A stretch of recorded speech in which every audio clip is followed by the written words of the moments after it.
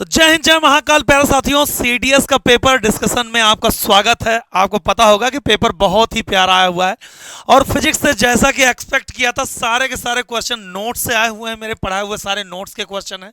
जो भी बच्चे देखेंगे वो रिलेट कर पाएंगे कि इतना आसान क्वेश्चन, वैसे तो सीडीएस में आसान क्वेश्चन ही आते हैं, बट ये देखिए कितने प्यारे प्यारे क्वेश्चन आए हुए हैं। और किसी भी, मुझे लगता है एक दो क्वेश्चन में पेन उठाने की जरूरत है, अदरवाइज पेन उठाने की भी जरूरत नहीं पड़ेगी आपको। सबसे पहला क्वेश्चन क्या कर रहा है, the rule to determine the direction of current induced in a coil due to its rotation in a magnet. जब लेंज लॉ पढ़ते हो तो वहां पे डायरेक्शन ऑफ करंट निकालने के लिए हम लोग कौन सा यूज करते हैं, राइट हैंड रूल यूज करते हैं, फ्लेमिंग का। और उसमें क्या होता है, ये मोशन ऑफ वो होता है एफ होता है और ये बी होता है और ये इंड्यूस्ड करंट होता है एफ बी आई, या फिर मोशन ऑफ वो कह सकते हैं कॉइल कह सकते हैं, मोशन ऑफ रॉड कह सकते हैं, motion of current carrying wire कह सकते हैं, जो भी आप कह सकते हैं, फोर्स ही कह सकते हैं, एफ बी आई हमेशा हम लोग इससे याद रखते हैं हमेशा। ठीक है, तो हो जाएगा कौन सा, right hand thumb, Fleming's right hand rule, यानी सी वाला ऑप्शन है।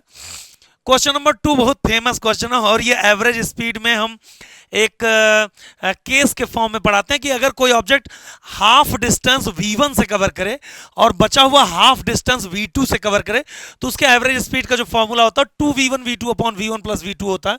तो ये फॉर्मूला है सीधे जो आया हुआ है, बी वाला ऑप्शन है। और ये 3 बार सीडीएस में ऑलरेडी पूछा जा चुका, तीसरी बार रिपीट कर रहा है, 3 या 4 बार मुझे लगता है। तीसरा क्वेश्चन है और ये न्यूटन थर्ड लॉ पे ही बेस्ड, सॉरी सेकंड लॉ पे ही बेस्ड है।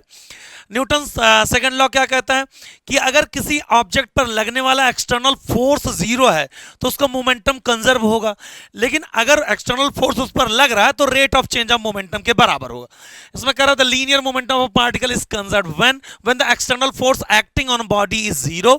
जब वस्तु पर लगने वाला कोई बाह्य बल 0 होगा तो फिर वो 0 हो जाए, सॉरी उसका मोमेंटम यानी कि संवेग जो होगा संरक्षित रहेगा। ठीक है प्यारे बच्चों। अच्छा, अगला क्वेश्चन आता है when a stone tied to a spring is whirled in a circle the work done on it by the string. अब मेरी बात ध्यान सुनना, कह रहा कि भाई एक चीज है, कोई पत्थर है, उसको मैंने एक रस्सी से बांध करके और ऐसे ऐसे घुमाना शुरू कर दिया। कह रहा कि भाई स्ट्रिंग के द्वारा वर्क डन, स्ट्रिंग में होता है टेंशन फोर्स, ठीक है, और टेंशन किसकी वजह से होता है, सेंट्रीपिटल यानी सेंट्रीफ्यूगल फोर्स की वजह से। जब हम घुमाएंगे तो डिस्प्लेसमेंट और जो फोर्स होगा उनके बीच का एंगल कितना होगा, हमेशा 90 डिग्री। तो वर्क डन हमेशा कितना हो जाएगा, एफ एस कॉस 90, और कॉस 90 की वैल्यू होती है 0, यानी वर्क डन कितना हो जाएगा, 0 हो जाएगा। ये भी बहुत सिंपल सा क्वेश्चन है और ऐसा क्वेश्चन एनडीए में भी आया हुआ है इस बार बस लैंग्वेज अलग अलग है। अब इसमें थोड़ा सा पेन उठा लेंगे हम लोग। क्या कर रहा है इसमें, कह रहा भैया कि assume A does 500 joule of work in x minute. तो ए जो कर रहा है वो 500 जूल वर्क कर रहा है कितने टाइम में, एक्स मिनट में कर रहा है।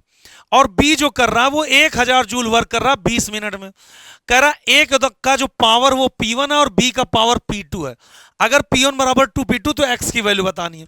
तो P1 बराबर दिया गया है 2P2। ठीक है भैया, P1 क्या है, P1 work done, P1 power है ए का, तो ए कर रहा 500 जूल, W अपॉन टाइम होता अपॉन एक्स, ये बराबर हो गया 2 इंटू P2 की वैल्यू क्या है, बी कर रहा P2, ये 20 मिनट में कर रहा 1000 कर रहा कितने भैया, 20 मिनट में कर रहा है।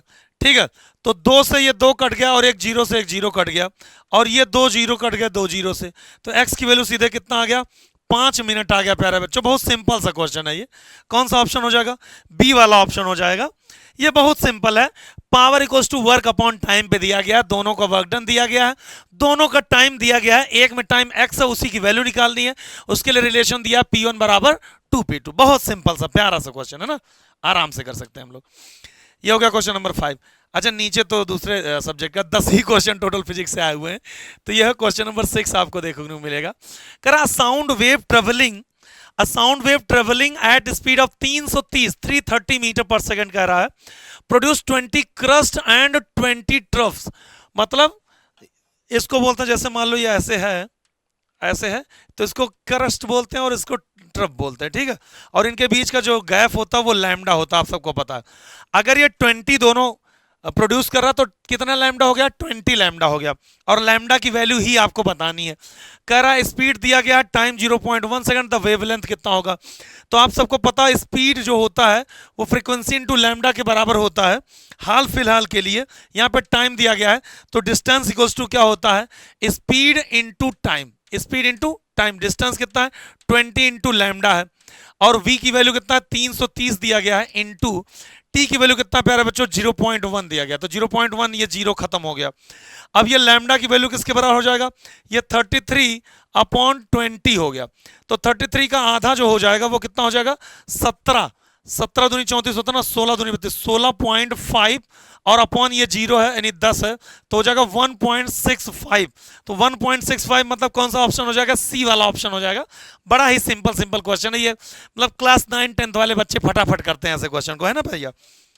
कुल मिला जुला कर आपको बस दिमाग लगा, स्पीड दिया गया है, टाइम दिया गया है, 20 ट्रफ और 20 थ्रस्ट दिए गए, तो इनके बीच का जो गैप होता है उसको लैम्डा बोलते हैं। क्या बोलते हैं, लैम्डा नहीं वेवलेंथ बोलते हैं।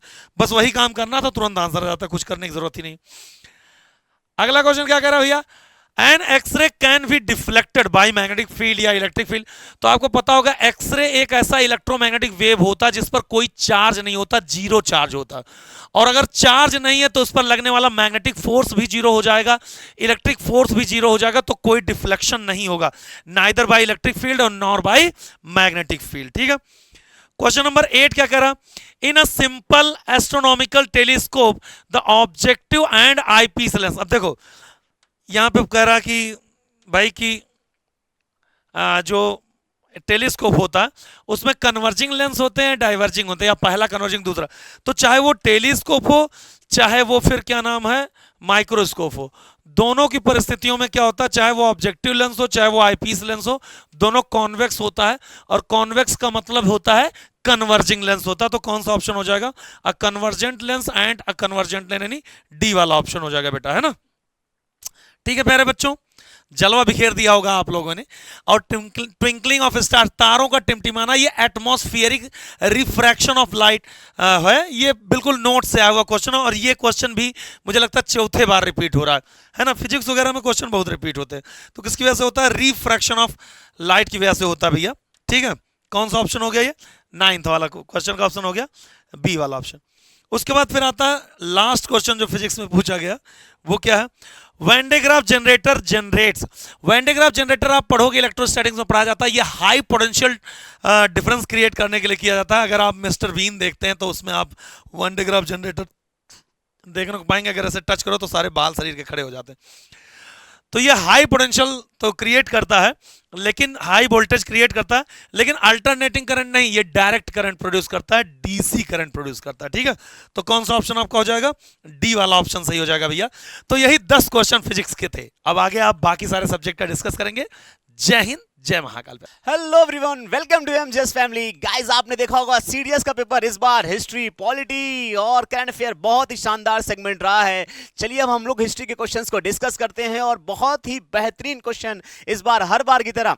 चलें स्टार्ट करते हैं। देखिए सबसे पहले जैसे मॉडर्न हिस्ट्री का क्वेश्चन एक दिख रहा है कि कुछ न्यूज़पेपर है, पैम्फलेट है, और उससे रिलेटेड फाउंडर, एडिटर्स या ऑथर्स के बारे में बताना है।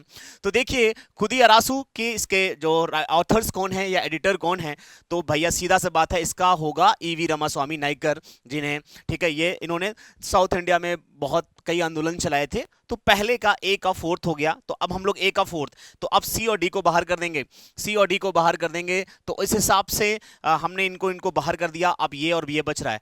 फिर आगे बढ़ते हैं और फिर देखते हैं किसान बुलेटिन।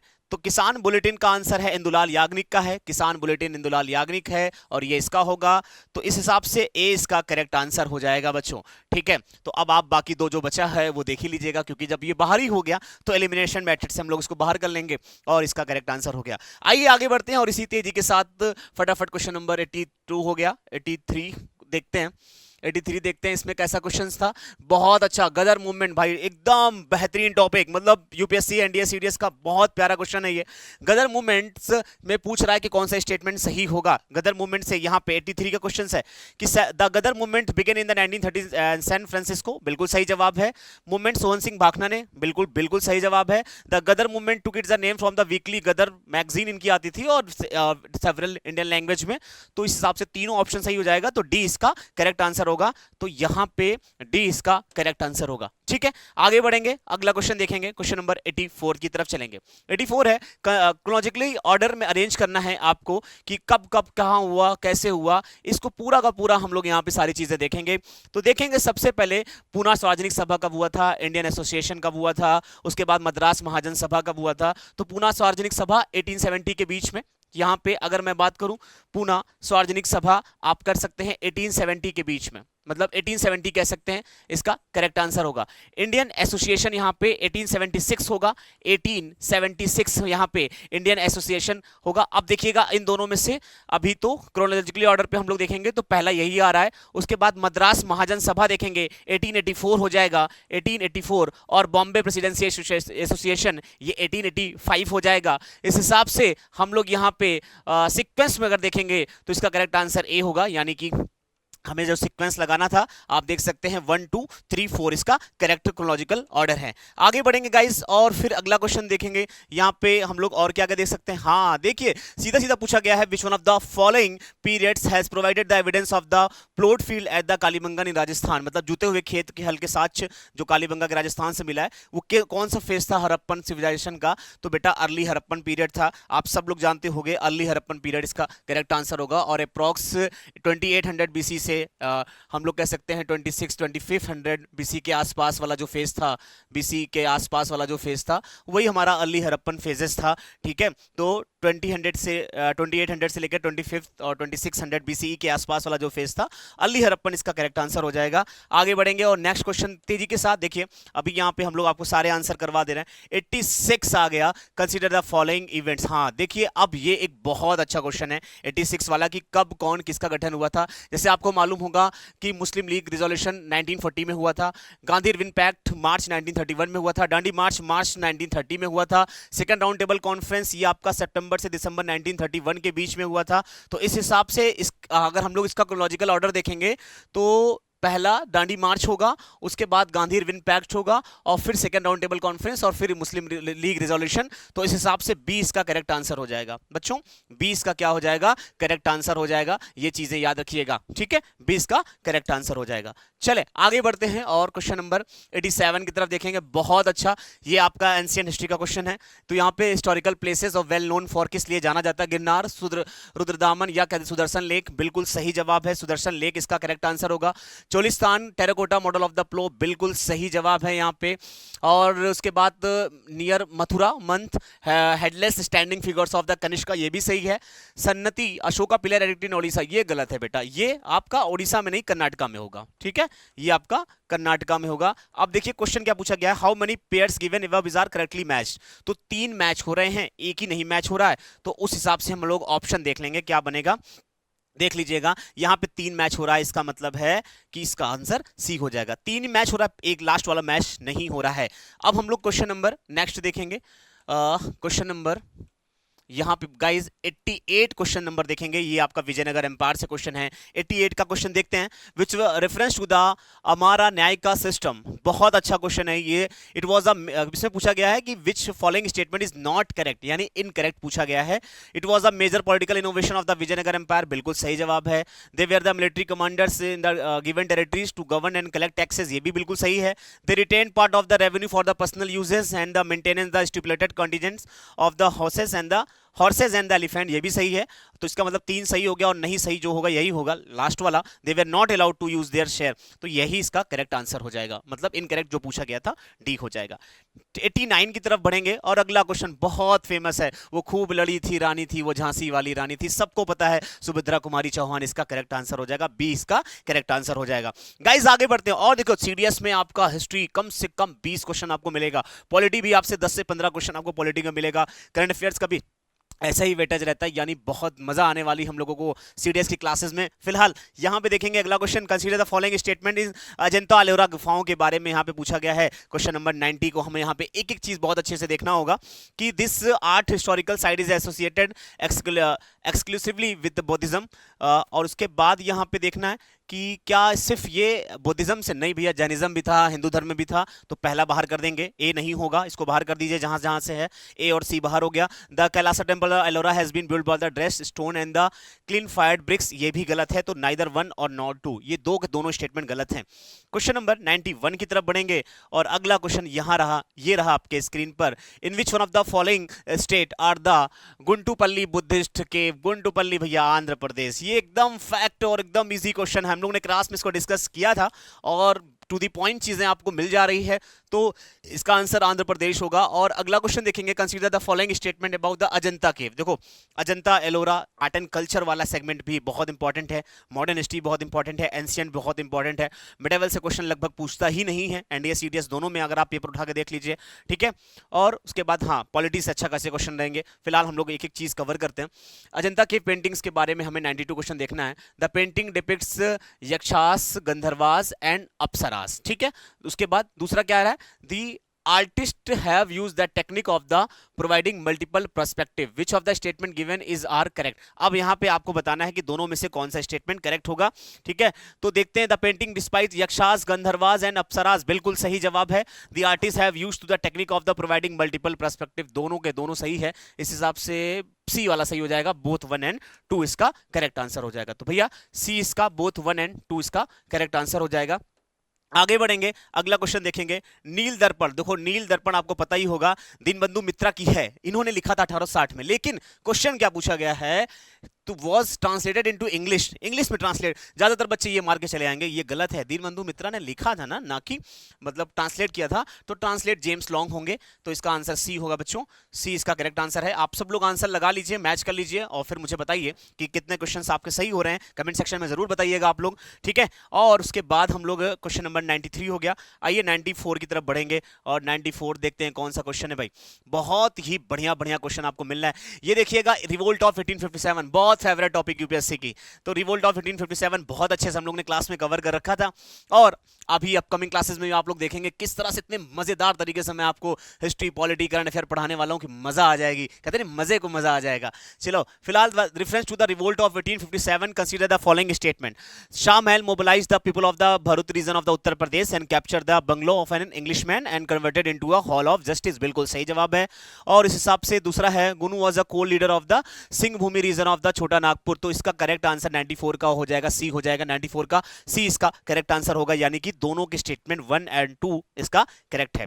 95 की तरफ देखेंगे, which of the following books portrays 3 images, बहुत इंपॉर्टेंट, ये देखो बेटा, mother as she is and mother as she will be and mother as she was, बहुत फेमस है बेटा, आनंद मठ, बहुत ही फेमस, इसका करेक्ट आंसर बेटा आनंद मठ होगा। ये सब क्वेश्चन ऐसे हैं कि बहुत इंपॉर्टेंट है, मैंने क्लास में भी बताया है कई कई बार, तो इसी से याद रखिएगा, आनंद मठ इसका करेक्ट आंसर होगा। आगे बढ़ते हैं बच्चा और आगे देखेंगे 96 की तरफ, with reference to the women's achievers in the modern India consider the following statement, Pandita Ramabai published a book comparison between women and men where she protested again the colonial opportunities and the benefit of change. Tarabai Shinde worked in the field of medicine to reduce child mortality in the rural area.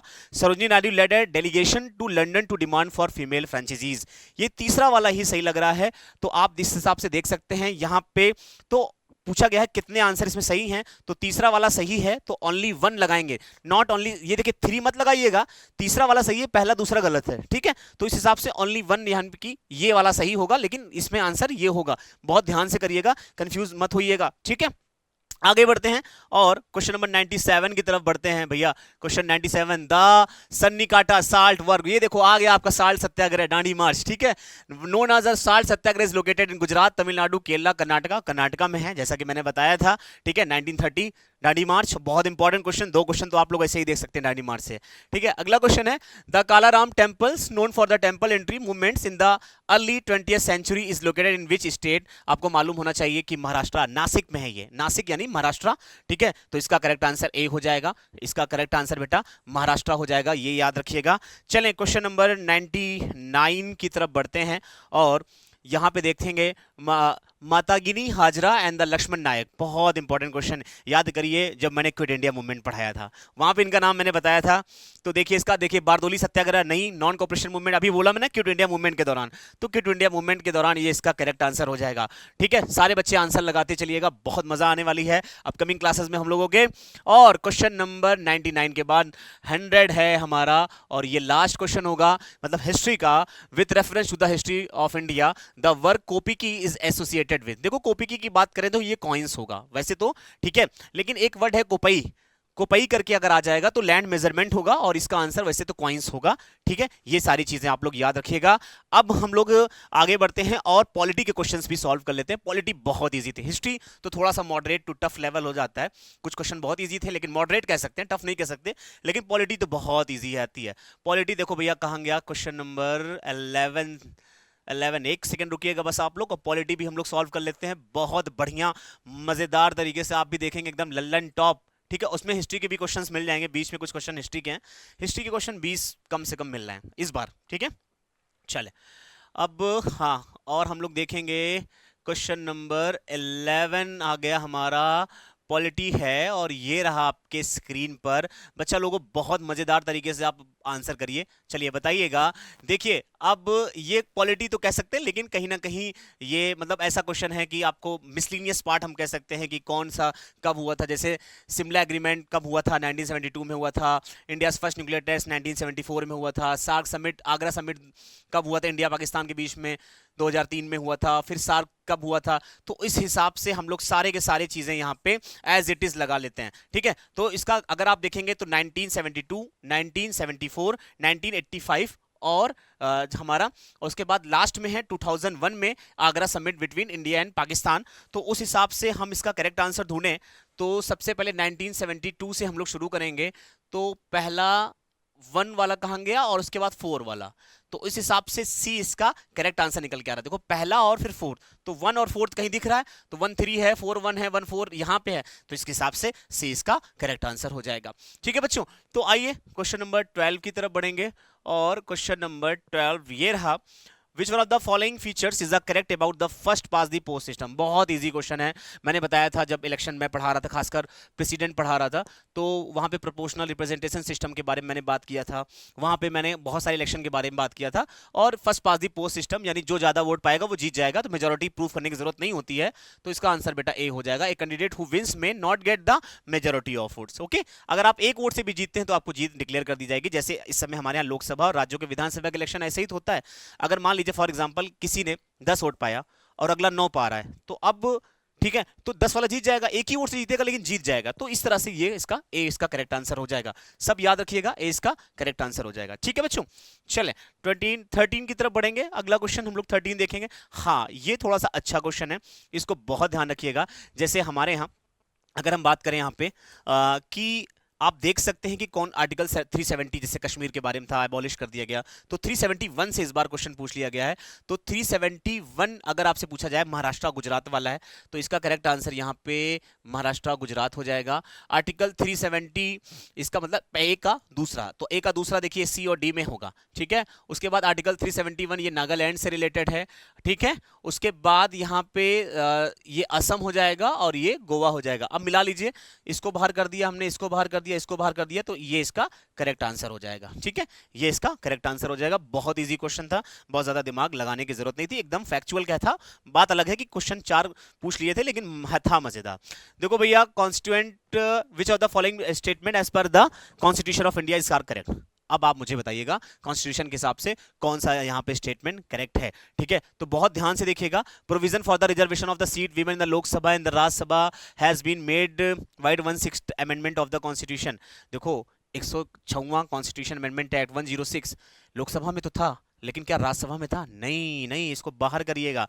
ठीक है, there are provision for the reservation of seat women in the legislative assemblies and legislative council, councils में तो नहीं। और दूसरी चीज क्या है, अभी इसको 2026 से जब फिर से लिमिटेशन होगा तब ये लागू किया जाएगा। पहला दूसरा बाहर करिए। There are the provision for the reservation of seat for the women in panchayat. जी हाँ, बिल्कुल सही, ये यही सही है, 33% रिजर्वेशन है, तो इस हिसाब से डी ओनली 3 ओनली, ये वाला ऑप्शन सही हो जाएगा, यानी डी इसका करेक्ट आंसर होगा। डी याद रखिएगा, गलती मत करिएगा। आगे बढ़ते हैं बच्चों। अब अगला क्वेश्चन यहाँ पे क्वेश्चन नंबर 15। चलिए बताइए, ये भी बहुत इजी है। ये आपकी जो state list, central list, concurrent list से क्वेश्चन है, जिसको हम, ठीक है, तो यूनियन लिस्ट जिसको हम लोग बोलते हैं। यहाँ पे फॉरेस्ट कॉन्करेंट लिस्ट है, taxes on land and building state list है, इंश्योरेंस यूनियन लिस्ट है, सेंसेक्स क्या कॉन्करेंट लिस्ट है? नहीं, सेंसेक्स यूनियन लिस्ट है। तो डी इसका यही पूछा गया होगा, नॉट करेक्टली मैच। तो नॉट करेक्टली मैच कौन हो रहा है? तो डी ही तो नहीं मैच हो रहा है। ये क्या है? ये आपका यूनियन लिस्ट होगा भैया, ये आपका यूनियन लिस्ट है, केंद्र सरकार का विषय है। अभी देखिए, जैसे अभी जनगणना हो रही है, स्टार्ट हो गई है, और फिर फाइनली आप उसका देखिएगा, नया डेटा भी आ जाएगा। अभी हालांकि नया डेटा आया, लेकिन और अपडेटेड डेटा आ जाएगा, तो उस हिसाब से इसका करेक्ट आंसर हो गया। ठीक है बच्चा। अब आगे बढ़ते हैं 16th। Which of the following statement with the reference to the preamble. अब भैया मुझे प्रेम्बल के बारे में बताइए। With the people of India, हम भारत के लोग, भारत को प्रभुत्व संपन्न समाजवादी। बहुत मजेदार टॉपिक है, मैंने बहुत अच्छे से कवर कराया है क्लास में। फिलहाल तो देखते हैं, the word secular comes before the word socialist. ना ना ना, पहला वाला बिल्कुल गलत है यहाँ पे, तो यहाँ पे आप ध्यान रखिएगा। और उसके बाद the word justice come before the word equality. जी हाँ, बिल्कुल सही है। The word fertility comes after the word liberty. बिल्कुल सही। तो इस हिसाब से पहला बाहर कर दीजिए, पहला बाहर करेंगे, ए सी डी बाहर हो जाएगा, तो बी यानी कि 2 और 3 इसका करेक्ट आंसर हो जाएगा। आइए 17th वाले की तरफ देखते हैं। कई क्वेश्चन तो हम लोग सिर्फ एलिमिनेशन मेथड से लगा लेते हैं। यकीन कर लीजिए, अगर आपने थोड़ा सा भी जरा सा भी क्लास में ध्यान दिया है, तो 100% आपका आंसर सही हो जाएगा। विच of the following statement about the motion in the parliament of India is correct. अब आपको बताना है कि यहाँ पे जो पार्लियामेंट में जो जितने भी मोशंस आ रहे हैं, उसके हिसाब से क्या पे करेक्ट होगा। A motion of the no confidence can be admissible against individual minister in the council of minister. गलत है। A no confidence motion must set of the grounds on which is the which is it is based। ये भी गलत है। Rajya Sabha is not empowered to certain a motion of no confidence। बिल्कुल सही, राज्यसभा। तो ये करेक्ट होगा, सी वाला इसका करेक्ट आंसर होगा। भैया सी यहीं मिल गया है, तो क्या जरूरत हमें आगे पढ़ने की? तो सी यहीं पे इसका आंसर सही कर देते हैं। ठीक है, अब आगे बढ़ते हैं, क्वेश्चन नंबर 18 की तरफ बढ़ेंगे।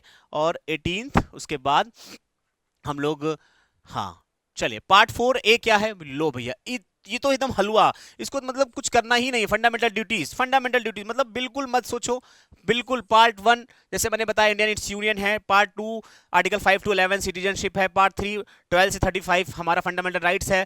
आर्टिकल पार्ट 4 डीपीएसपी है, 36 से 51 है। आर्टिकल पार्ट 4A हमारा 51A जो 11 क्लॉज हैं पूरे फंडामेंटल ड्यूटीज है। बस सर सिंह समिति रिकमेंडेशन, मतलब मजा आ जाएगी क्लास में। यकीन कर लीजिए, जैसे रट जाएगा, चीजें जबान पे होंगी, ये मेरी गारंटी है आपको। ठीक है, चले भाई आगे बढ़ते हैं और अगला क्वेश्चन देखेंगे। द ड्यूरेंट, अच्छा ड्यूरेंट लाइन तो मेरा नहीं है, ये आपको अश्वनी सर पढ़ाएंगे। ठीक है, फिलहाल तो आपको पता ही होगा, बहुत इजी क्वेश्चन है, तो भैया खुद कमेंट करके बता ही दीजिएगा।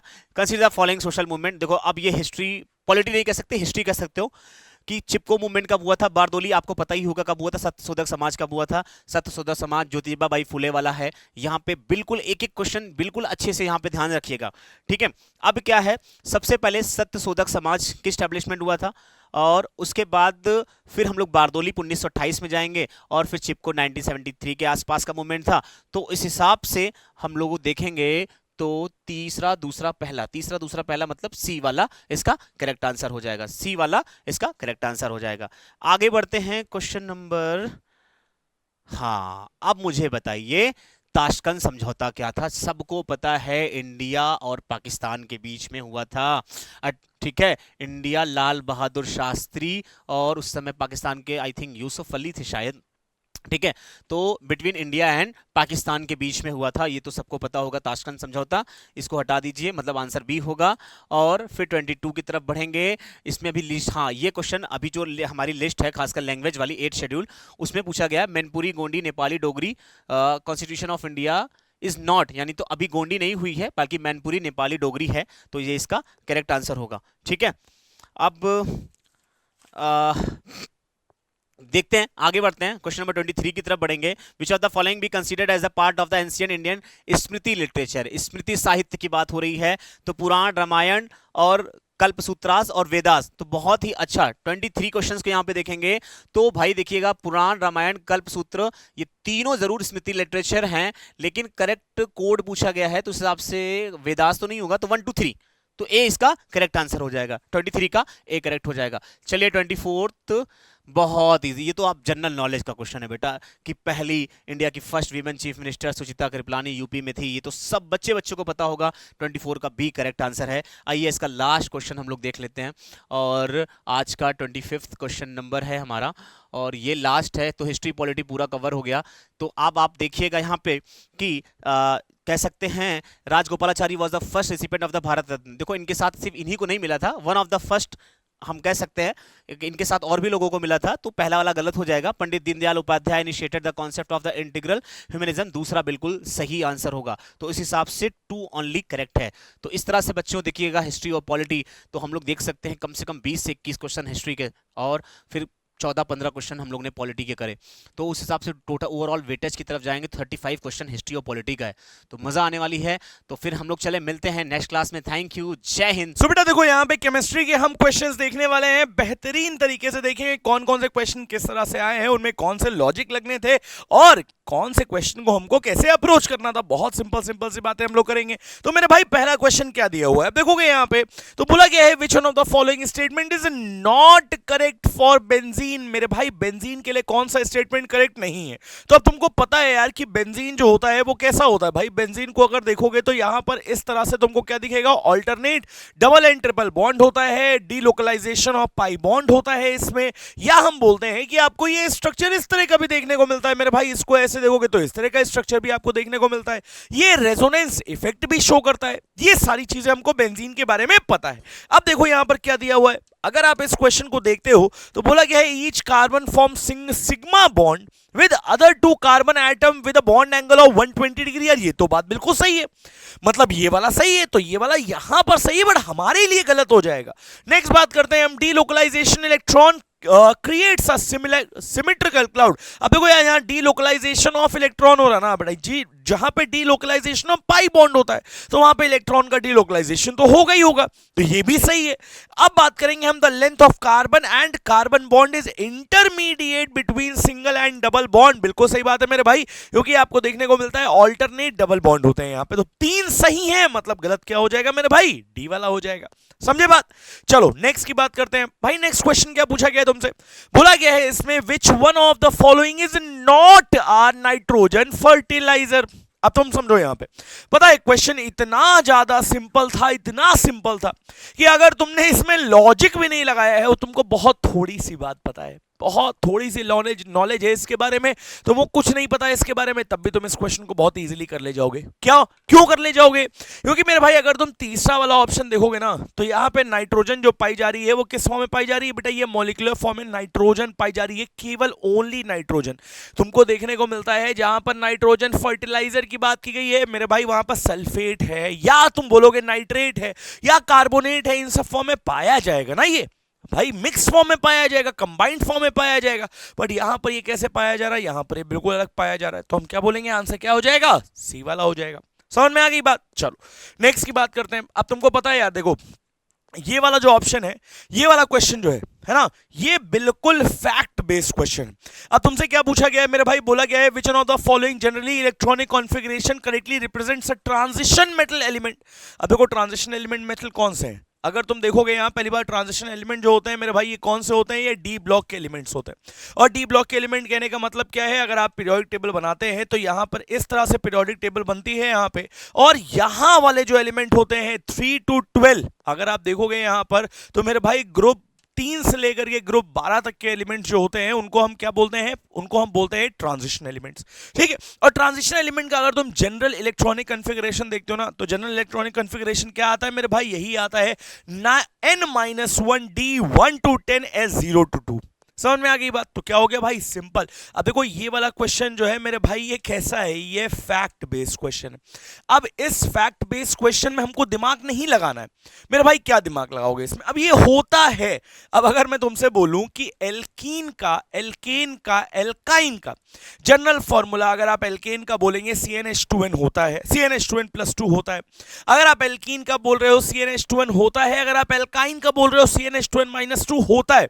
अब होता है, इट इज फैक्ट। समझे बात। तो तुमको क्या देखना है भाई, तुमको सीधे सीधे इस पे आंसर लगाना चाहिए था, डी वाला जो हो जाएगा वो n-1d 1 to 10 s 0 to 2 आ जाएगा। समझ में आ गई बात। चलो नेक्स्ट की बात करते हैं भाई, बोला गया है यहाँ पे variable oxidation number are possible for. अब देखो यार, पहली बात तो वेरिएबल ऑक्सीडेशन नंबर या वेरिएबल ऑक्सीडेशन स्टेट बोलते हैं, या हम बोलते हैं वेरिएबल वैलेंसी। ये सारी चीजें, कलरेशन शो करना, ये सारी चीजें मेरे भाई कहाँ होती है? ये होती है आपकी ट्रांजिशन एलिमेंट्स में, या हम बोलते हैं फिर से बेटा जो आते हैं डी ब्लॉक के एलिमेंट्स। और डी ब्लॉक के एलिमेंट्स में आपको ये देखने को मिलता है जब, तो हम क्या बोलेंगे? इसका आंसर क्या हो जाएगा मेरे भाई? सीधा हो जाएगा यहाँ पर आयरन। क्यों? क्योंकि तुमको देखने को मिलेगा फीकोनी, मतलब कि अगर हम बात करते हैं ऐसे फीकोनी, ऐसा है ना यहाँ पे। और ये जो है वो मतलब साइड बाय साइड वाले एलिमेंट्स हैं, ये सारे एलिमेंट्स किस में आते हैं? ये आते हैं आपके डी ब्लॉक में। अगर आप सोडियम की बात करोगे तो ये वाला एस ब्लॉक का एलिमेंट है, कैल्शियम की आप बात करोगे एस ब्लॉक का एलिमेंट है, लिथियम की आप बात करोगे एस ब्लॉक का एलिमेंट है। बट यहां पर आयरन जो है ये आपका डी ब्लॉक का एलिमेंट है जो वेरिएबल ऑक्सीडेशन नंबर शो करता है। समझ में आई बात? चलो नेक्स्ट की बात करते हैं मेरे भाई। नेक्स्ट क्वेश्चन की तरफ हम चलेंगे जब, तो हम क्या देखेंगे यहाँ पे भाई, बोला गया है हमसे, अब तुमको पता है यार, देखो एक बार नहीं दसियों बार ये बात बताई हुई है। और कैसे बताई हुई है मेरे भाई? हाइड्रोजन सल्फाइड गैस जो होती है वो रोटन एग, मतलब सड़े हुए अंडे वाली स्मेल आती है इसकी। तो हम क्या बोलेंगे यहाँ पे? विच one of the following gas smell like a rotten egg? तो कौन सी हो जाएगी? हाइड्रोजन सल्फाइड हो जाएगी।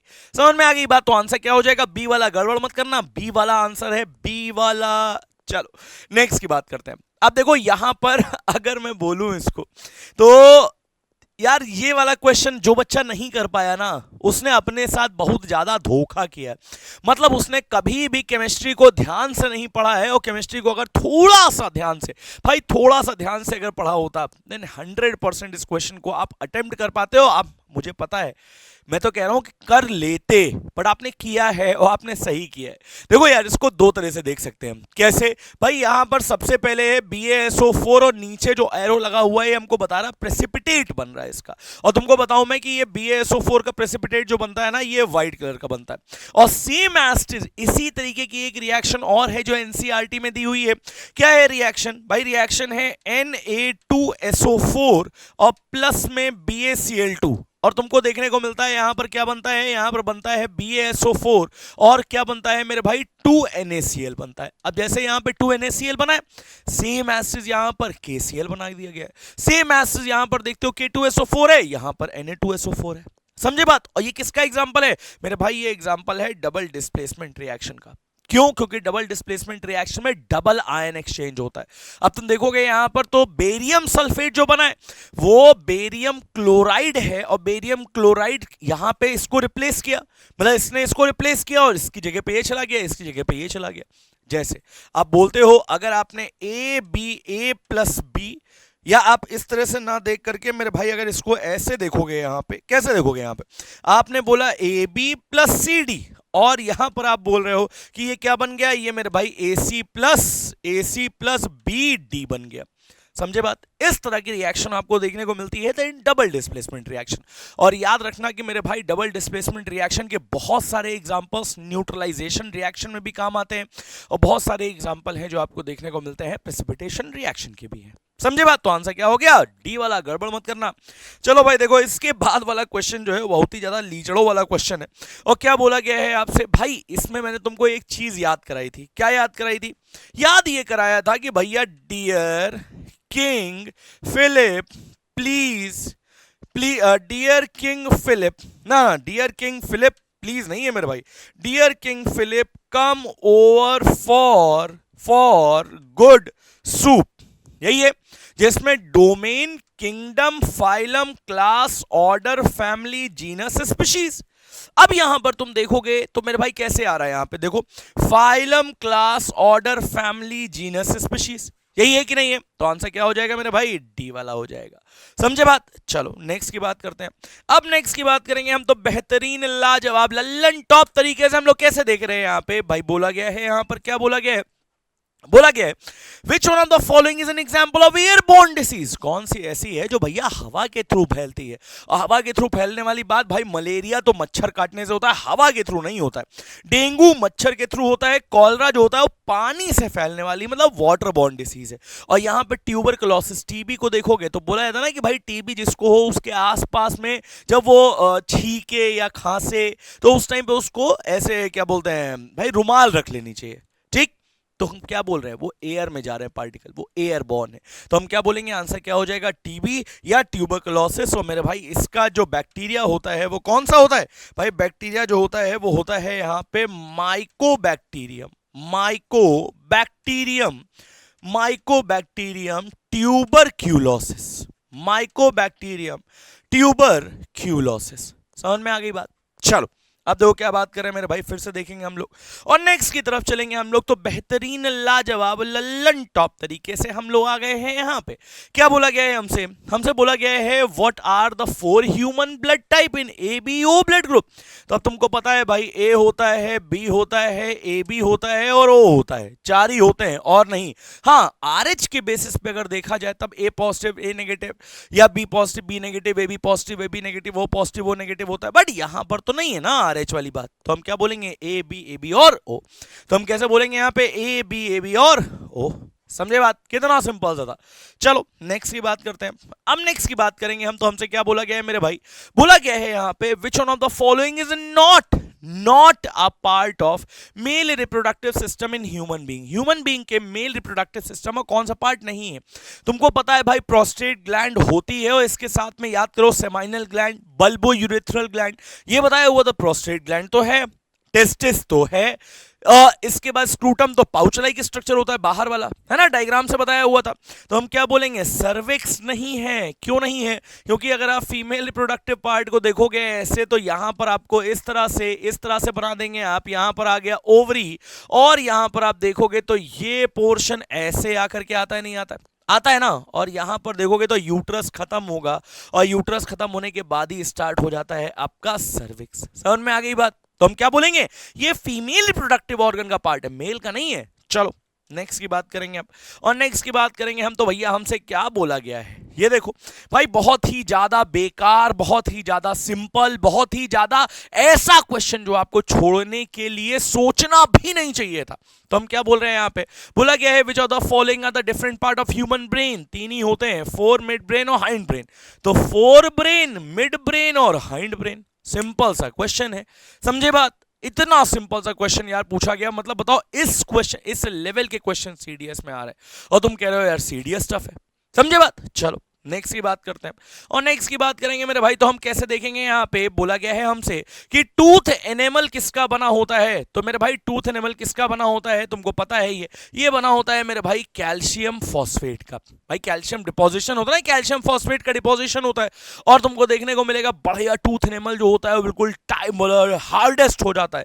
किसकी वजह से, कैल्शियम फॉस्फेट की वजह से। चलो नेक्स्ट की बात करते हैं, और नेक्स्ट की बात करेंगे तो हम कैसे देखेंगे मेरे भाई, बहुत ही सिंपल क्वेश्चन हमसे बोला गया है। क्या बोला गया है, the inner membrane, the inner lining of the human small intestine has numerous finger like projection। अब तुम समझो, मैं तुमको ये बताया हुआ था डाइजेस्टिव सिस्टम के जो स्मॉल इंटेस्टाइन वाला पार्ट है मेरे भाई, स्मॉल इंटेस्टाइन में कैसे पाई जाती हैं, ऐसे पाई जाती हैं। तुमको पता ना, ऐसे पाई जाती हैं, ऐसे पाई जाती हैं, जिसकी वजह से क्या होता है बेटा, सरफेस एरिया बढ़ जाता है, और सरफेस एरिया बढ़ने की वजह से आपको देखने को मिलेगा मैक्सिमम डाइजेशन होता है। तो उस मैक्सिमम डाइजेशन किसकी वजह से मेरे भाई होता है, विल्लाई की वजह से।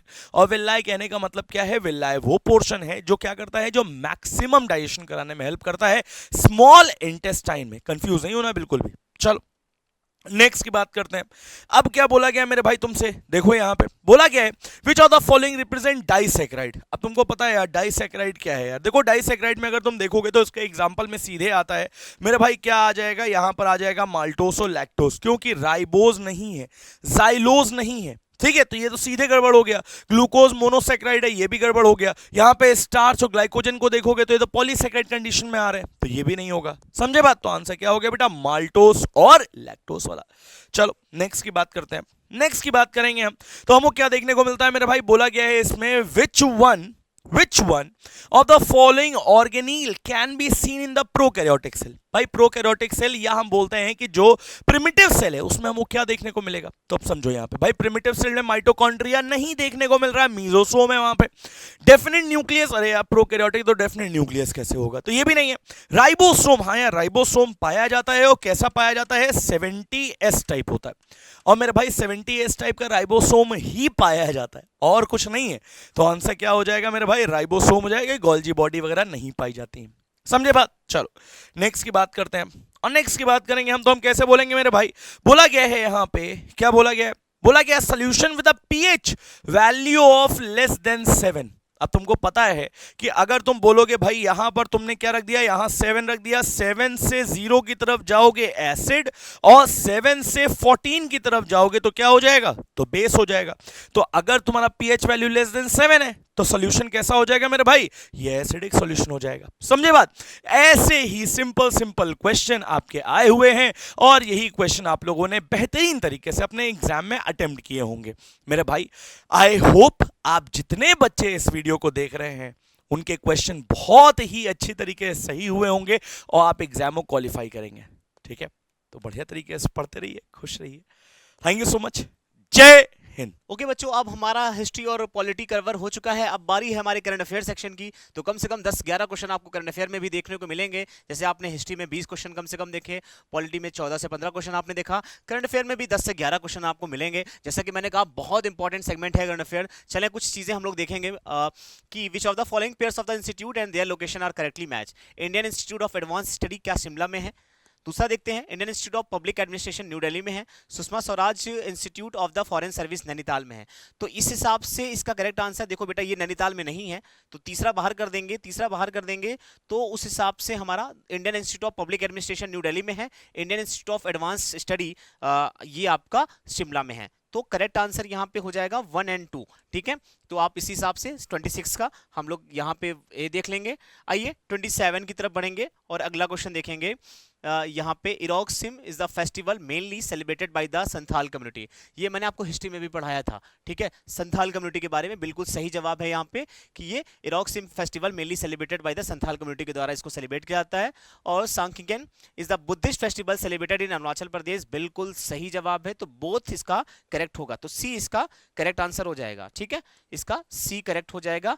आइए आगे बढ़ते हैं, अगला क्वेश्चन हम लोग देखेंगे उस हिसाब से 28 क्वेश्चंस, क्वेश्चन नंबर 28 हम लोग यहाँ पे देखेंगे। और चले 28 देखते हैं। ये देखिए बहुत अच्छा क्वेश्चन है यहाँ पे, मैत्री is the joint military exercise between. तो देखो मैत्री लिखा हुआ, आप लोगों को क्वेश्चन हो सकता है समझ में ना आ रहा हो, पेपर थोड़ा सा यहाँ पे वो मिसप्रिंट है। तो मैत्री किसके बीच में मैंने बताया था, मैंने आप लोगों को बताया था यहाँ पे थाईलैंड और इंडिया के बीच में। ठीक है, तो इंडिया और थाईलैंड के बीच में, तो इसका करेक्ट आंसर क्या है भाई, बी हो जाएगा। तो मैत्री एक्सरसाइज इसका बी हो जाएगा।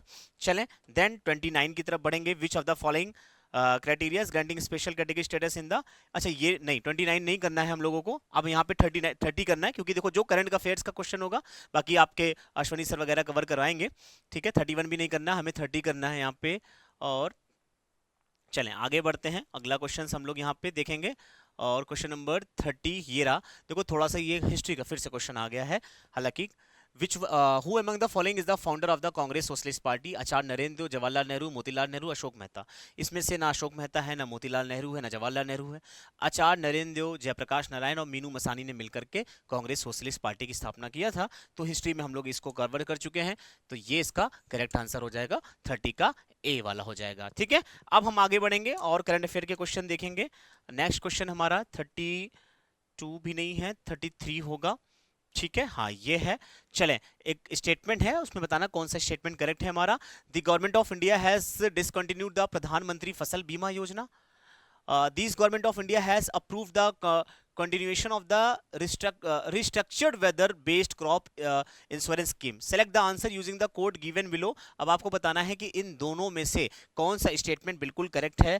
तो यहाँ पे बेटा पहला वाला तो गलत है, दूसरा सही है, तो दूसरा सही मतलब only 2 यानी बी इसका करेक्ट आंसर होगा। तो बी only 2 इसका करेक्ट आंसर होगा। आगे बढ़ेंगे और फिर अगला क्वेश्चन हम लोग यहाँ पे देखेंगे। अगला क्वेश्चन, हाँ ये देखिए बहुत अच्छा क्वेश्चन, इंपॉर्टेंट क्वेश्चन, मैंने बताया भी था।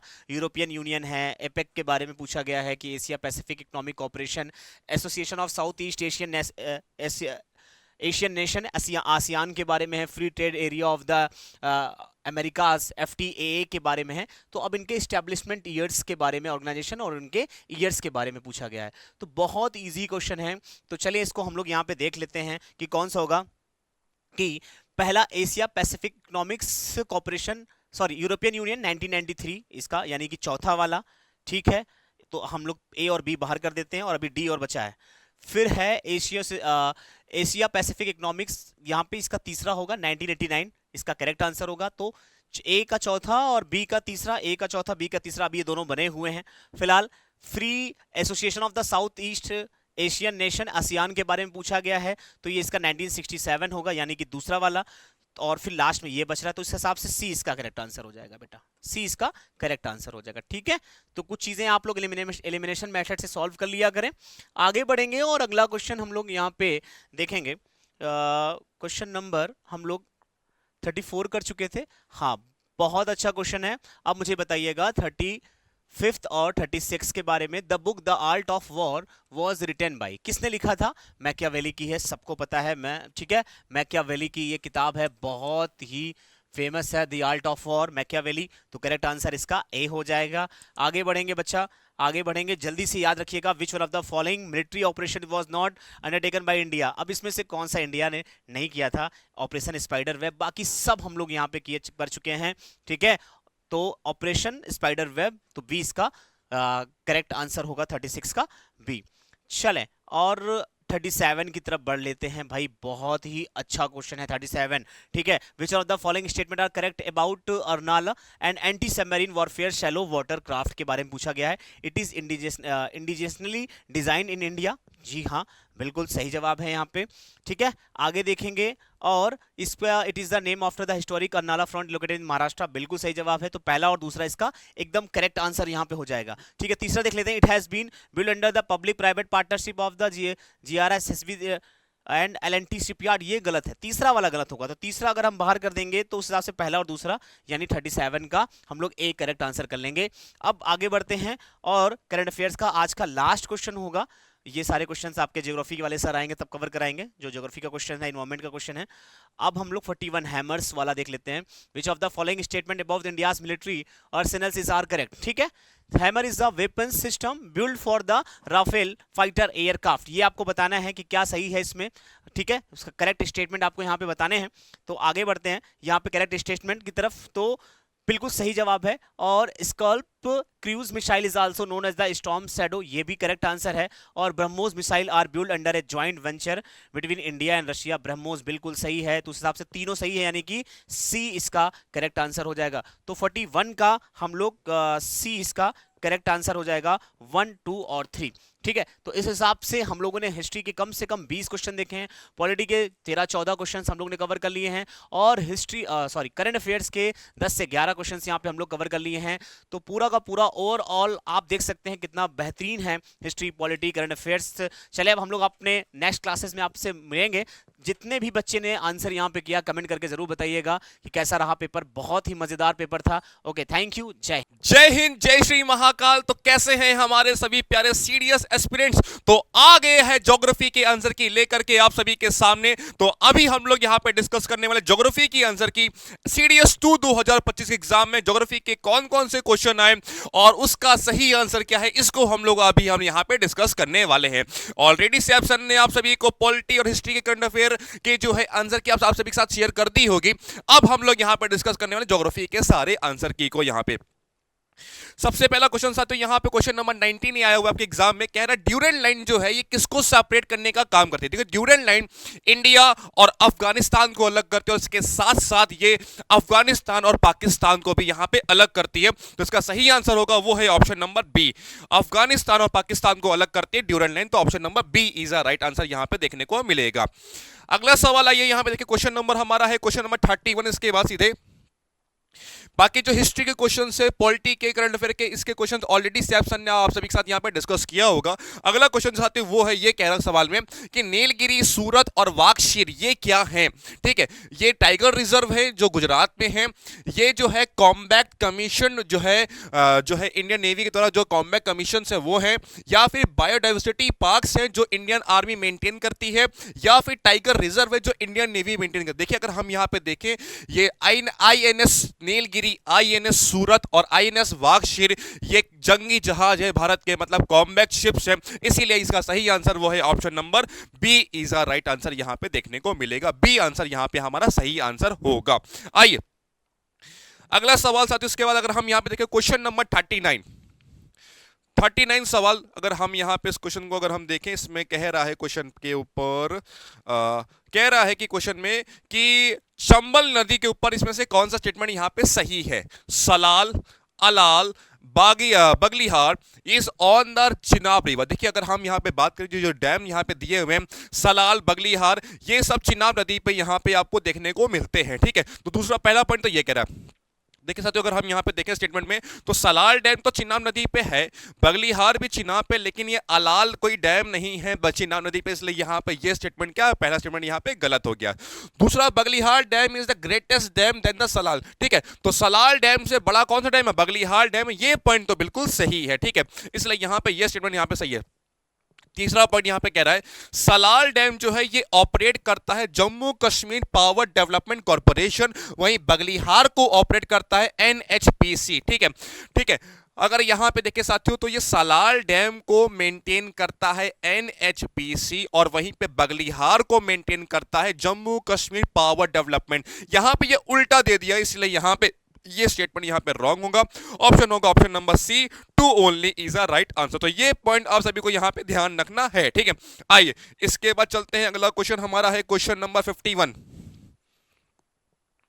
क्वेश्चन नंबर 51 आप सभी के सामने स्क्रीन में सवाल साथियों, सवाल पूछ रहा है Amsterdam Saint Paul plateau is located on which of the following. साथियों सवाल कह रहा है ये एम्स्टर्डम में जो सेंट पॉल प्लेट्यू है ये कौन से ओशियन का पार्ट है?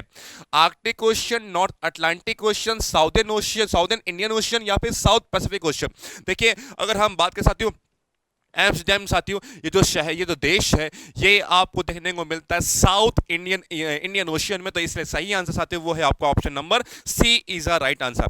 तो एम्स्टर्डम जो शहर है ये साउथ इंडियन ओशियन में आपको यहां पे देखने को मिलता है। सी इज अ राइट आंसर यहां पे देखने को मिलेगा। आइए बढ़ते हैं, इसके बाद अगला सवाल यहां पे हम लोग देखने वाले। ठीक है, अगला सवाल क्वेश्चन नंबर 53 आप सभी के सामने यहां पे ये सवाल है, कह रहा है क्या which of the following statement is correct line of latitude is correct। तो latitudes के ऊपर यहाँ पे सवाल, इसमें से कौन सा सही है ये आप सभी को यहाँ पे डिस्कस करना है। ठीक है, अगर हम यहाँ पे क्वेश्चन को देखें साथियों, तो यहाँ पे कह रहा है the distance between the two successive latitudes changes slightly from the equator to the poles।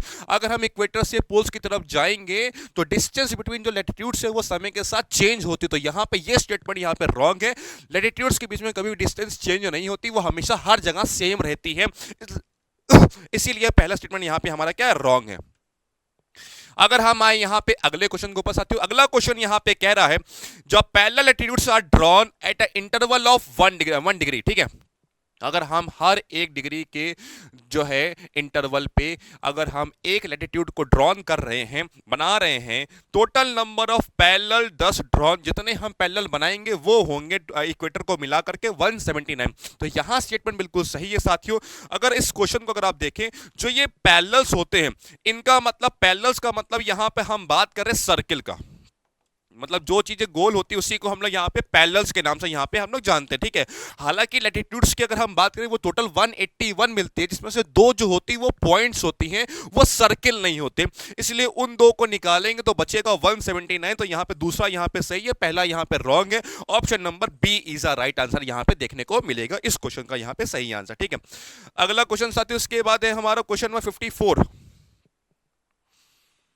हाँ कह रहा है अर्थ क्रस्ट में जो भी गैसेस आपको यहां पे देखने को मिलती है इनको अरेंज करना है असेंडिंग ऑर्डर में, ठीक है, असेंडिंग ऑर्डर में इनको यहां पे आप सभी को यहां पे अरेंज करना है। क्वेश्चन नंबर 54 इसका आंसर क्या होगा? देखिए अगर हम यहां पे देखें साथियों, इसका तो सही आंसर वो आपको यहां पे देखने को मिलेगा, सबसे पहला पॉइंट सबसे कम मिलेगा वो मिलेगा कैल्शियम, सबसे कम मिलेगा कैल्शियम, उसके बाद मिलेगा एल्यूमिनियम, उसके बाद आपको मिलेगा ऑक्सीजन और सबसे ज्यादा मिलेगा सिलिकॉन, ठीक है। तो यहाँ पे ये सीक्वेंस आप सभी को यहाँ पे ध्यान रखना, सबसे ज्यादा जो है वो देखने को मिलेगा जो है सिलिकॉन, फिर ऑक्सीजन, फिर एल्यूमिनियम, फिर कैल्शियम। तो यहाँ पे अगर हम देखें सबसे पहला होगा हमारा दूसरा, फिर पहला, option number C is a right answer यहां पे देखने को मिलेगा, ऑप्शन नंबर सी यहां पे हमारा आंसर होगा, ठीक है। चलिए बल्कि इस क्वेश्चन को आप बहुत आसान तरीके से भी एलिमिनेशन टेक्निक से भी यहां पे कर सकते थे साथियों, कि यहां पे सबसे पहले सबसे कम मिलता है कैल्शियम, ठीक है, इसीलिए जो है सबसे पहला दूसरा जिसमें सबसे पहला वही हमारा आंसर होगा, किसमें? ऑप्शन नंबर सी में, तो सी हमारा यहां पे आंसर होगा। तो ऐसे भी आप इस सवाल को यहां पे कर सकते थे।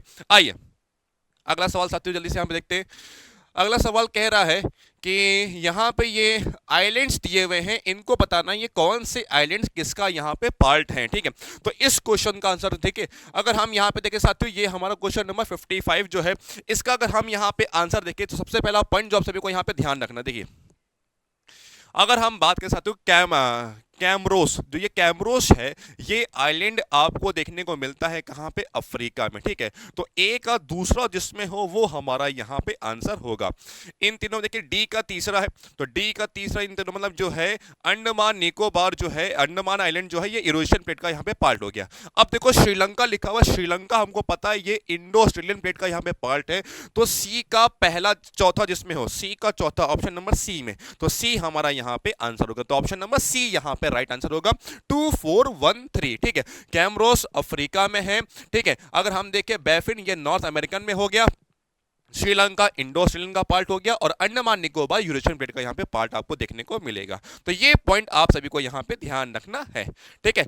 अगला सवाल देखिए साथियों, अगर हम यहाँ पे बात करें major element present in the earth crust, earth crust में सबसे ज्यादा, ये तो सवाल हमारा हो चुका है, ठीक है। अगला सवाल यहाँ पे कह रहा है रिक्टर स्केल का जो है इसके ऊपर कौन सा स्टेटमेंट यहाँ पे सही है, ये आप सभी को यहाँ पे बताना है according to the Richter scale को लेकर के यहाँ पे सवाल, ठीक है।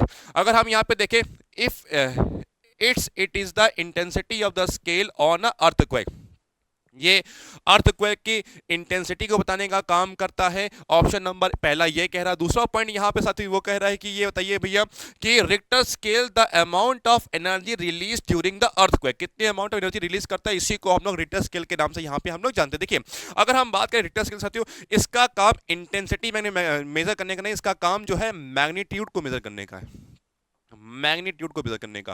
तो इसीलिए यहां पे ये स्टेटमेंट यहां पे क्या होगा, यहां पे ये रॉन्ग हो गया। दूसरा पॉइंट यहां पे सही है, क्योंकि ये अमाउंट ऑफ एनर्जी कितनी रिलीज होती है उसको भी ये बताने का काम करता है, इसलिए पहला यहां पे रॉन्ग, दूसरा सही। Option number 2 only is a right answer यहां पे देखने को मिलेगा, ठीक है। आइए इसके बाद देखते हैं अगला क्वेश्चन। हमारा अगला क्वेश्चन है तो क्वेश्चन नंबर 57, इसको हम लोग यहां पे देखने वाले हैं, ठीक है। क्वेश्चन नंबर 57 बहुत ध्यान से यहां पे आप लोग पढ़िएगा भैया। पहला पॉइंट कह रहा है ग्लेशियर को लेकर के यहां पे सवाल है। Alpine glacier strips valley of their soils, regoids and sediments to form a glacial trough, ठीक है। मतलब कहने का मतलब जो है ग्लेशियर्स से जो ये ग्लेशियर्स मूव करते हैं, इसकी वजह से हमको ग्लेशियर्स के साथ उसके सेडिमेंट्स भी उसके साथ गिरते हैं, और यहाँ पे एक ग्लेशियर जो है लैंडफॉर्म बनता है, यू शेप बनता है, इसी को हम लोग ग्लेशियर ट्रफ के नाम से भी यहाँ पे हम लोग जानते। तो पहला पॉइंट तो बिल्कुल सही है। दूसरा पॉइंट अगर हम यहाँ पे देखें साथियों, when the level is below the floor of the glaciers, when the sea level is below the floor of the glacier, the sea water enters in the ice from the ridges creating a fjord, ठीक है। देखिए अगर हम बात करें साथियों तो fjords जो होते हैं इसी को हम लोग फिजोर्ड भी बोलते हैं, फिजोर्ड भी बोलते हैं साथियों। ये आपको देखने को मिलते हैं जहां पे बड़े बड़े आइसबर्ग्स होते हैं, जब समुद्र के ऊपर जो तैरते हैं उसी को फिजोर्ड्स बोलते हैं। तो यहाँ पे ये ग्लेशियर का कोई भी संबंध जो है फिजोर्ड से नहीं होता है, इसलिए यहाँ पे दूसरा पॉइंट यहाँ पे गलत है, पहला यहाँ पे सही है। आंसर होगा option number A, 1 only is a right answer question number 57 का, ठीक है। आइए बढ़ते इसी के साथ अगला सवाल यहाँ देखते हैं, क्वेश्चन नंबर 58। देखिए साथियों, क्वेश्चन नंबर 58 में कह रहा है इसका आंसर क्या होगा, मिड लैटिट्यूडनल डिसिडियस फॉरेस्ट के ऊपर यहाँ पे सवाल है, ठीक है। कह रहा है पहला point, mid latitudinal deciduous forest consist are largely on the tree that develop their leaves during the summer and the winter, during the summer season. तो यहाँ पे कह रहा है कि समर सीजन में जो है पेड़ अपनी पत्तियों को गिरा देते हैं, उसी को बोलते हैं मिड लैटिट्यूडनल डिसिडियस फॉरेस्ट। तो यहाँ पे ये पॉइंट गलत है, मिड लैटिट्यूडनल डिसिडियस फॉरेस्ट में कभी भी पेड़ अपने पत्तियों को गिराते नहीं है, तो इसीलिए यहाँ पे जो है ये पॉइंट यहाँ पे गलत है, पहला पॉइंट यहाँ पे गलत है। देखिए जिसमें पहला वो तो हमारा आंसर ही नहीं है। अगर हम यहाँ पे देखें option number D is a right answer यहाँ पे हमारा होगा, 2, 3, 4 इज अ राइट आंसर। तो ये पॉइंट आप सभी को यहाँ पे ध्यान रखना है, ठीक है। आइए बढ़ते हैं इसी के साथ अगला क्वेश्चन। इसके बाद हमारा है क्वेश्चन नंबर 59। हाँ, यहाँ पे ये गैसेस दी हुई हैं, इन गैसेस को आप सभी को यहाँ पे अरेंज करना है। क्या सीक्वेंस यहाँ पे होगा, इसको आप सभी को यहाँ पे अरेंज करना है असेंडिंग ऑर्डर में, ठीक है। तो असेंडिंग ऑर्डर में इसको आप सभी को अगर हम यहाँ पे अरेंज करें तो सबसे कम आपको देखने को मिलती साथियों वो गैस जो है जिसको हम लोग यहाँ पे बोलते हैं वो है आपकी हाइड्रोजन। हाइड्रोजन सबसे कम है, उसके बाद नियॉन गैस, इसके जीनॉन गैस, इसके बाद जो है नियॉन, उसके बाद सबसे उससे ज्यादा हीलियम, ठीक है। तो यहाँ पे अगर हम यहाँ पे देखें तो ये सीक्वेंस हमारा रहेगा 2, 4, 3, 1। Option number D is the right answer यहाँ पे आपको देखने को मिलेगा इस क्वेश्चन का सही आंसर, ठीक है। अगला सवाल अगर हम यहाँ पे देखें साथियों, कह रहा है depend upon the following factors को देख करके यहाँ पे सवाल आपको पूछ रहे हैं इसमें से कौन सा पॉइंट यहाँ पे सही होगा, ठीक है। Which of the pattern of planetary wind largely develop upon which of the following factor, ठीक है। जो ये हमारी विंड से जो बड़ी बड़ी प्लेनेटरी जो हमारी पृथ्वी जो बड़ी बड़ी विंड चलती हवाएं चलती हैं, ये किसके ऊपर डिपेंड करती है, ये पॉइंट हमको यहाँ पे मेन जो है देखना है। देखिए हवाएं कभी भी लैटिट्यूड्स के ऊपर डिपेंड नहीं करती हैं, ठीक है। अगर कोई भी ऐसा कोई जगह है नहीं कि जहाँ पे हवाएं ना चलती हो, केवल डोल्ड्रम थोड़ी बहुत जगह है जहाँ पे हवाएं थोड़ी सी कम चलती हैं, लेकिन आमतौर पे वो सब जगह हवाएं चलती हैं। इसलिए पहला पॉइंट तो यहाँ पे रॉन्ग है। दूसरा पॉइंट देखिए, ये डिपेंड करता है कॉन्टिनेंट्स पे। कॉन्टिनेंट्स पे हवाएं बहुत आराम से चलती हैं, वहीं पर समुद्र पे हवाएं बहुत तेजी के साथ चलती हैं। तो यहाँ पे इसके ऊपर तो डिपेंड करता है। और रोटेशन ऑफ द अर्थ इसके ऊपर भी डिपेंड करता है क्योंकि हवाएं उसी डायरेक्शन में मूव करती है। तो यहाँ पे 2 और 3 इज अ राइट आंसर होगा। Option number C is a right answer यहाँ पे आपको देखने को मिलेगा। इस क्वेश्चन का सही आंसर ऑप्शन नंबर सी होगा, ठीक है। आइए अगर यहाँ पे हम लोग देखें नेक्स्ट क्वेश्चन साथी जल्दी से, यहाँ पे कह रहा है which of the following statement reference to a water vapour of the atmosphere is correct. Water vapour को लेकर के यहाँ पे सवाल इसमें से कौन सा पॉइंट यहाँ पे सही होगा। अगर हम यहाँ पे देखें, it is a play and role in the stability and instability of the air, ठीक है। ये हवा की स्टेबिलिटी इंस्टेबिलिटी में बहुत इंपॉर्टेंट रोल करता है क्योंकि इससे वाटर वेपर होंगे तभी ह्यूमिडिटी कम और ज्यादा होती है, इसलिए इसके ऊपर यहाँ पे मेन डिपेंड करता है।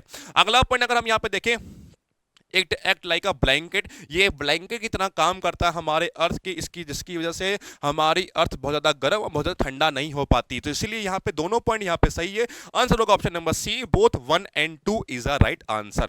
आइए अगर हम यहाँ पे देखें अगला सवाल क्वेश्चन नंबर 62 की अगर हम यहाँ पे बात करें इसमें से कौन सा पॉइंट सही से मैच कर रहा है, ये पॉइंट आप सभी को यहाँ पे बात करनी है। देखिए अगर हम यहाँ पे देखें साथियों, सबसे अगर पॉइंट यहाँ पे अगर हम देखें कौन सा पॉइंट यहां पे सही से मैच कर रहा है, तो ट्रॉपिकल वेट जो है ट्रॉपिकल वेट एंड ड्राई, तो ये विंटर ड्राई सीजन की यहाँ पे बात करें। ट्रॉपिकल एरिया की अगर बात हो रही है तो वहां पे ड्राई सीजन जो है वो देखने को नहीं मिलता है, इसलिए पहला पॉइंट तो यहाँ पे ये गलत है, ठीक है।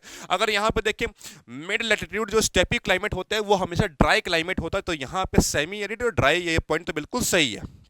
ह्यूमिड होगा तो मतलब जो है सूखा सीजन तो नहीं होगा क्योंकि वहां पे बारिश लगातार हो रही, तो no dry season and warm summer, गर्मी भी होगी इसलिए ह्यूमिडिटी है यहाँ पे। तो यहाँ पे दूसरा सही है, तीसरा पॉइंट यहाँ पे सही है। अगर चौथा देखें यहाँ पे क्या कह रहा है, मरीन वेस्ट कोस्ट की अगर बात कर रहा है तो यहाँ पे no dry season severely cold, तो ऐसा कुछ है नहीं। मरीन कोस्ट वेस्ट कोस्ट पे ऐसा नहीं है कि ड्राई सीजन वहां पे नहीं होता, वहां पे ड्राई सीजन देखने को मिलता है। ये बात कर रहा है आपके वेस्टर्न डिस्टर्बेंस के बारे में, जहाँ पे जिसको हम लोग बोलते हैं जिसको हम लोग जिसको हम लोग वहाँ पे बात करते हैं जो है एक तरीके से ये बात कर रहा है वेस्टर्न यूरोप की यहाँ पे बात कर रहा है, ठीक। तो ऑप्शन नंबर यहाँ पे चौथा यहाँ पे रॉन्ग होगा, 2 और 3 यहाँ पे सही है। अब तो यहाँ पे कितने सही है तो वो बताने, ऑप्शन नंबर बी यहाँ पे हमारा सही आंसर देखने को मिलेगा, ठीक है।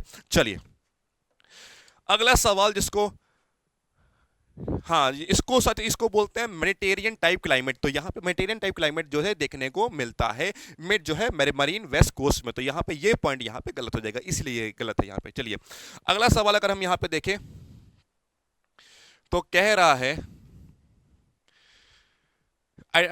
Identify the climate based on the given below. तो हमको बताना है कौन सा क्लाइमेट यहाँ पे देखने को मिलेगा जो है इसके हिसाब से, ठीक है। अगर हम यहाँ पे देखें तो यहाँ पे पहला कह रहा है annual precipitation is low and is around 50 centimetre, मतलब बारिश कम हो रही है, 15 सेंटीमीटर के हिसाब से बारिश हो रही है। पहला पॉइंट तो ये होगा, चलो ठीक है। पोल वर्ड्स समर टेम्परेट आर लो, मतलब यहाँ पे जो है समर टेम्प मतलब गर्मी का समय बहुत कम होता है। पहला पॉइंट तो ये हमको हिंट मिलेगा, गर्मी वाला समय है, ठीक है। गर्मी का समय, इसका मतलब साथियों अगर हम देखें तो सब ट्रॉपिकल एरिया और ह्यूमिड एरिया तो यहाँ पे दोनों में हट ही गया, ये दो तो हट ही गए। इन दोनों में से कोई अब यहाँ पे हो सकता है हमारा सही आंसर, ठीक है।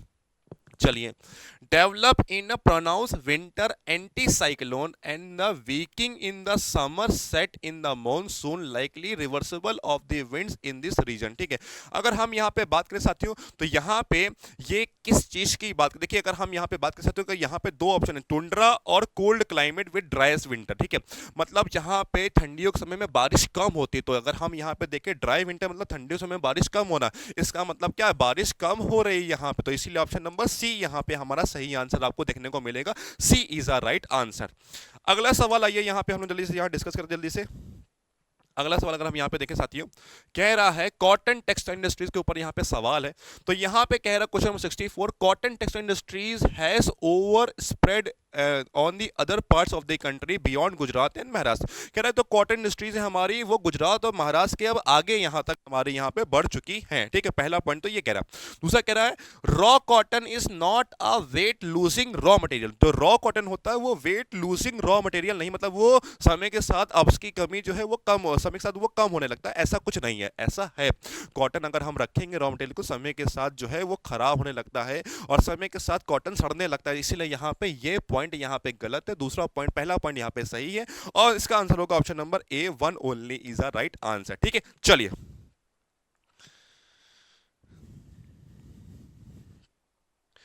अगला सवाल साथियों कह रहा है मध्य प्रदेश ये कौन से पठार के ऊपर, कौन से प्लेटी के ऊपर सिचुएटेड है। तो मध्य प्रदेश साथियों वो है आपका मालवा प्लेटी के ऊपर यहाँ पे सिचुएटेड है। Option number C is a right answer यहाँ पे देखने को मिलेगा, ठीक है। चलिए आइए अगला सवाल, इसके बाद अगर हम यहाँ पे देखें साथियों जल्दी से, कह रहा है इसमें से कौन सा शहर गोल्डन क्वाड्रिलेटरल को मैच नहीं कर रहा, किसको टच नहीं करता। तो ये पॉइंट अगर हम यहाँ पे देखें साथियों तो गोल्डन क्वाड्रिलेटरल को जो है लखनऊ टच नहीं करता है और इंदौर शहर जो है इसको टच नहीं करता है, ठीक है। वहीं पे भुवनेश्वर जो है इसको टच करता है जब चेन्नई से कोलकाता वाले जो रूट पर उसको टच करता है। वहीं पे जयपुर जो है ये दिल्ली से मुंबई वाले रूट पर टच करता है, इसलिए यहाँ पे ये दोनों पॉइंट सही है, ये दोनों पॉइंट यहाँ पे रॉन्ग है। तो इसमें से पूछ रहा है which of the following does not city, तो ऑप्शन होगा option number 3 and 4, D is the right answer यहाँ पे देखने को मिलेगा, ठीक है। अगला सवाल इसके बाद अगर हम यहाँ पे देखें साथियों जल्दी से, तो यहाँ पे ये कह रहा है इसमें से कौन सा मेजर पोर्ट के ऊपर यहाँ पे स्टेटमेंट जो है वो सही है, ये आप सभी को यहाँ पे बताना। देखिए दीनदयाल पोर्ट कह रहा है ये सिचुएटेड है head of gulf of Khambhat, gulf of Khambhat के हेड में जो है वो है दीनदयाल पोर्ट, तो ये पॉइंट तो गलत है। दीनदयाल पोर्ट जो है ये सिचुएटेड है गल्फ ऑफ कच्छ पे, ना कि गल्फ ऑफ खंबात में, इसलिए पहला पॉइंट तो यहाँ पे गलत हो गया। वहीं पे लास्ट पॉइंट देखिए पारादीप पोर्ट जो है ये गोदावरी नदी पे, पारादीप पोर्ट जो है वो महानदी पे ना कि गोदावरी, तो ये भी पहला चौथा यहाँ पे रॉन्ग है। तो यहाँ पे सही पूछा तो वो होगा 2 and 3, option number C is the right answer यहाँ पे देखने को मिलेगा। तो ये सवाल यहाँ पे था और इसी के साथ बढ़ते हैं अगला सवाल जो हमारी आज का यहाँ पे ज्योग्राफी का लास्ट सवाल है, जिसमें पूछ रहा है इसमें से कौन सा नॉट अ एटमॉस्फेरिक डिजास्टर, इसमें से कौन सा एटमॉस्फेरिक डिजास्टर नहीं है, ये आप सभी को यहाँ पे बताना है, ठीक है। बताइए भैया, अगर हम यहाँ पे देखें तो भैया फ्रंट्स जो होते हैं, फ्रंट्स ये एटमॉस्फेरिक डिजास्टर आपको देखने को नहीं मिलता है, ठीक है। तो इसीलिए ये था हमारा पूरा ज्योग्राफी का यहाँ पे क्वेश्चंस। उम्मीद है ये आप सभी को यहाँ पे समझ में आ गया होगा और जल्दी ही एक अच्छी खबर के साथ मिलते हैं आप सभी के साथ इसी चैनल पे सीडीएस जुगाड़ से, जहाँ पे हमारी टीम आप सभी को शुरुआत करेगी एक अच्छे तरीके से नई शुरुआत, जहाँ पे हम आपको गाइड करने का यहाँ पे काम करेंगे। तो कैसी लगी वीडियो जरूर से एक बार कमेंट करके आप लोग बताइएगा। तब तक के लिए साथियों जय हिंद, जय श्री महाकाल।